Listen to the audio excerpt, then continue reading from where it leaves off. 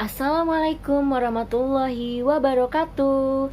Hai guys, hai semuanya. Jumpa lagi bersama Ibu di channel Bu Ica. Kimia oke, prakarya is the best. Jangan lupa di subscribe ya. Oke? Hari ini kita akan membahas mengenai apa coba? Masker ya. Masker sekarang menjadi kebutuhan primer di tengah pandemi. Beberapa orang menyebut masker sebagai kebutuhan yang sangat-sangat dibutuhkan saat ini. Bahkan dari anak kecil sampai dewasa sekarang kemana-mana pakai masker karena untuk mencegah virus corona masuk ke dalam tubuh kita. Seberapa efektif sih penggunaan masker itu? Apakah masker kain yang kita pakai sehari-hari itu efektif? Ayo, efektif tidak dibandingkan masker bedah atau masker medis? Kita cek ya alasannya. Oke, check it out. Oke, di sini saya mempunyai beberapa jenis masker. Yang pertama tentu saja adalah masker screener ya, masker merek screener yang di sini dia sudah klaim bisa menyaring bacterial filtration efisiensinya atau bisa menyaring bakteri sebanyak 99,9%. Jadi dia sudah mengklaim bahwa maskernya itu memang sudah 99,9% bisa menyaring bakteri dan virus. Nah, di sini ada tulisannya ya.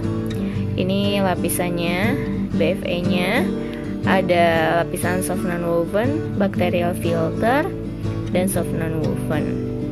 Nah, di sini keunggulannya katanya tekstur berpori pada masker membuat pernapasan menjadi lebih lega, mempunyai pori-pori yang baik, terus sesuai standar medis, dan mempunyai kawat masker yang fleksibel, serta terakhir menggunakan teknologi modern heater ultrasonik ya. Nah, ini masker medis.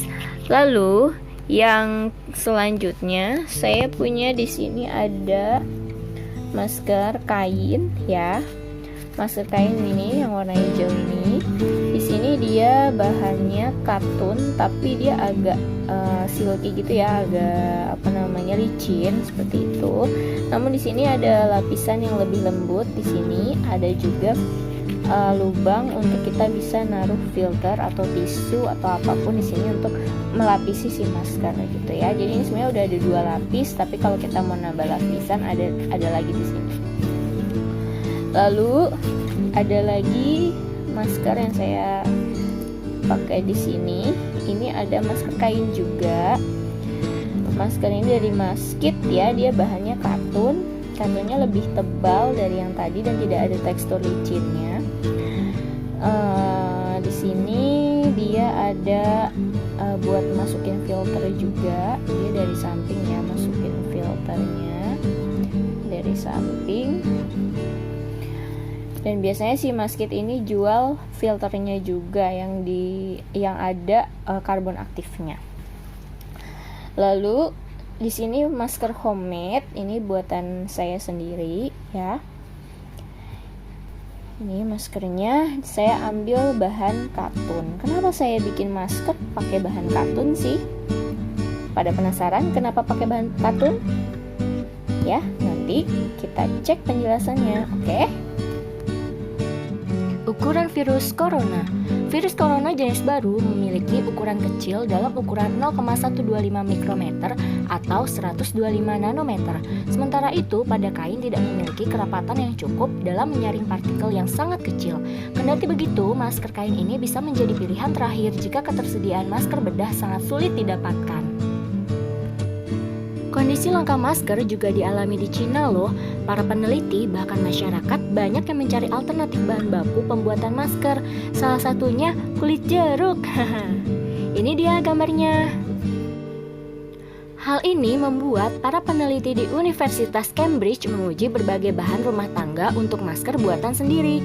Untuk mengukur efektivitas, mereka menembak bakteri Bacillus athropaeus yang berukuran 0,93 sampai 1,25 mikron dan virus Bacteriophage MS yang berukuran 0,023 mikron pada bahan rumah tangga yang berbeda. Nah, ini dia nih contoh gambarnya, gambar penembakannya. Mereka mengukur persentase bahan yang bisa ditangkap dan membandingkannya dengan masker bedah yang lebih umum. Wah, ternyata masker aja ditembak ya. Kamu gimana? Nah, ini dia guys hasil ujinya terhadap bakteri yang berukuran tadi.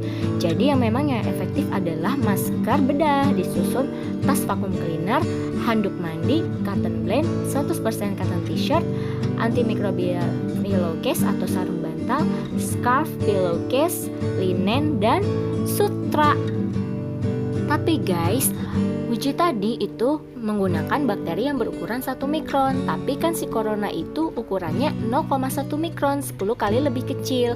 Makanya dilakukanlah penelitian ulang menggunakan bakteri yang ditembakkan itu berukuran 0,02 mikron, 5 kali lebih kecil dari corona. Hasil yang terbaik selain masker bedah itu adalah tas vacuum cleaner, handuk mandi, cotton blend, sarung bantal antibakteri, linen, sarung bantal, sutra, 100% cotton t-shirt. Sangat berbeda ya dengan hasil sebelumnya. Nah, kalau ada yang pakai masker 2 layer, apakah lebih efektif? Para peneliti juga meneliti menggunakan double layer untuk beberapa bahan.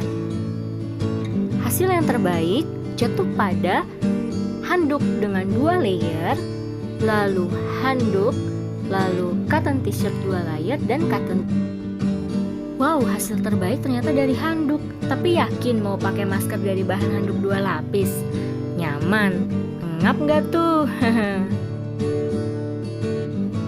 Nah, akhirnya si peneliti meneliti kembali tingkat kenyamanan atau breathable, kenyamanan bernafas dari bahan-bahan tersebut. Ternyata hasilnya seperti ini. Yang sebelah kiri itu adalah tingkat ketidaknyamanan dan yang sebelah kanan itu adalah tingkat kenyamanan. Jadi, hasilnya seperti ini, guys. Hasil terbaik ternyata adalah kaos katun dan sarung bantal untuk membuat masker buatan sendiri.